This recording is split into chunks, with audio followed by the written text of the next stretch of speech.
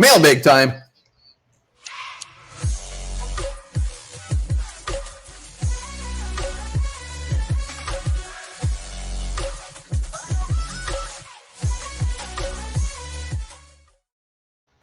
All right, welcome back to the Onebar and Lupagus show. I'm Onebar with Lupagus, and we asked for some questions, and damn it, we got them. It's mailbag time.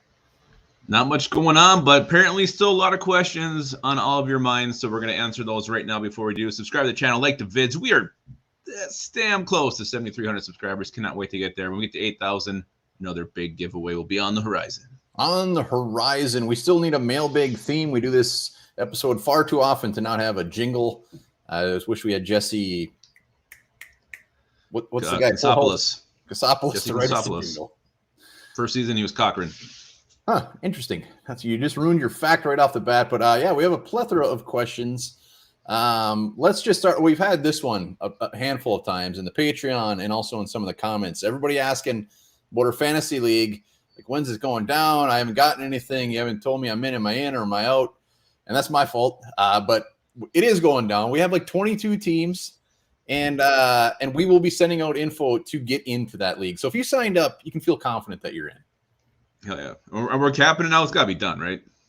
Yeah, I mean, if somebody signs up for Patreon today and wants to be in, we'll absolutely. It's going to end up being like a 5-player league. There's no doubt about it with this many guys, but sign up for our Patreon. Link down below, $2 a month, and you can get in it. All right. All right. So what's the next? What's the real Vikings question here? Let's hear it. Vikings question, one off the bat. I think we got a couple Daniil Hunters, maybe one. Just curious, how will shuffling Hunter to the other side of the line impact the overall pass rush? Za'Darius should put up Derek Thomas-like numbers. Yeah, I hope they move Hunter all over. I want to see him not only both sides standing up. I want to see him hand in the dirt. I want to see him play inside on the line on passing downs. Move this guy all over the place, confuse defenses, find the weak link, attack it with Daniil Hunter. Yes, Za'Darius Smith should have Derek Thomas-like numbers, and so should Daniil Hunter. It's going to be amazing. Do you remember Derek Thomas? I mean, that guy was a monster. Yeah, monster, especially in Tecmo Bowl. Crazy. Absolutely crazy. Yeah, I mean, this isn't the first time they've shuffled him around. He's played on both sides. They've moved him inside. He's been everywhere. So the way I see it, the way it's going to affect it, it's going to mix up opposing offenses. They're going to scare the crap out of them, depending on the opponent's situation, whatever. Daniil Hunter will be playing anywhere and everywhere, and I don't care if they put him at safety. He's still going to rip shit up.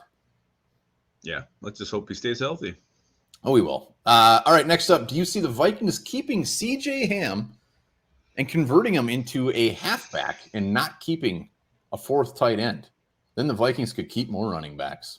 A lot of people really, really grasping for C.J. Ham to stay. Yeah, you can go ahead and start on this one.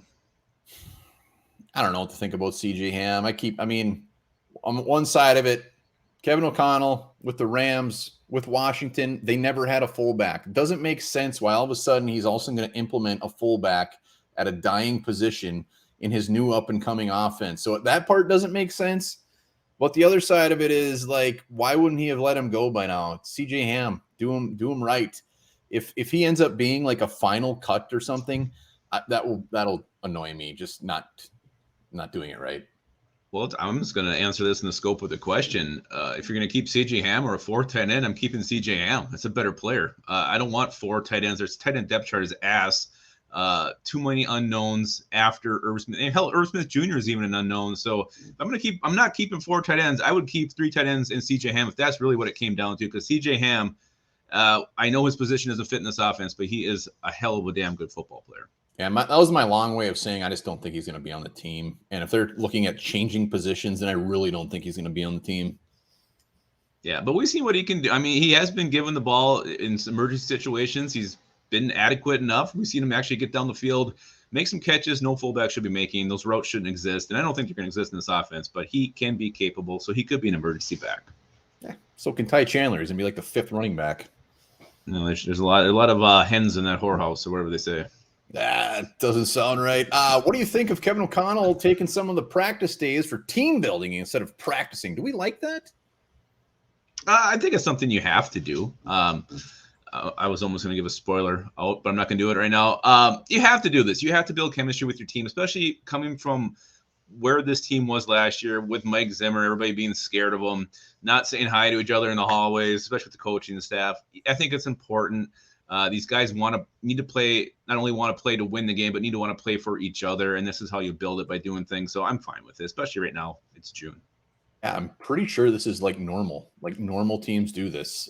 So I'm glad he's normalizing our squad a little bit and having them hang out at Top Golf and having them do Adam Thielen's softball game, and they're having fun. Yeah, it's tough not to love that. Yeah, you got to do it. It's part of the game. All right, Ndamukong Suh.